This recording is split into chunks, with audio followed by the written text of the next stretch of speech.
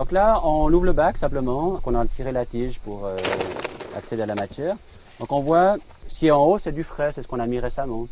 Ce qui est plus bas, c'est ce qui s'est décomposé dans les mois qui ont précédé. Donc on peut ouvrir le bac et on a généralement un profil assez intéressant. Pas de mauvaise odeur, pas de truc qui colle dans la main. Par contre, quelque chose qui, on le voit bien, hein, est un peu compacté. Hein, si je plante le doigt là-dedans, c'est un petit peu dur. Donc là, j'ai une bonne teneur en humidité. Quand c'est trop mouillé, ça brille. Quand c'est sec, c'est mat. On peut aussi faire le test du poing. On prend dans la main une poignée, on serre dans la main, ça fait une boule. D'accord? Si ça coule entre les doigts, beaucoup, c'est trop humide. Si ça coule pas, puis que ça tient ensemble, c'est le bon degré d'humidité.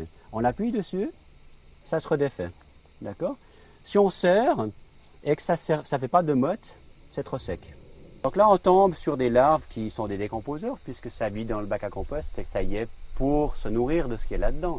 Elles sont là parce que c'est leur milieu, elles ne vont pas aller ailleurs. Elles sont là parce qu'elles ont à manger là-dedans. Hein? Donc cette larve, qui est une larve de cétoine dorée, vit dans le bac à compost 2 à 4 ans. Et à un moment donné, elle se transforme en adulte, elle fait sa métamorphose dans le bac à compost, puis elle s'envole. Donc si je prends le dessus, en décompactant ça à la fourche, je mets de l'air à l'intérieur. Je constate aussi là dans la partie haute que j'ai passablement de lombric. Ça veut dire que la matière est encore demi-mûre. Dans du compost où il y a eu des lombrics comme ici et que maintenant il n'y en a plus, c'est qu'ils sont partis parce qu'ils n'avaient plus à manger. Donc on a un stade de décomposition plus avancé, le compost à ce moment-là est mûr.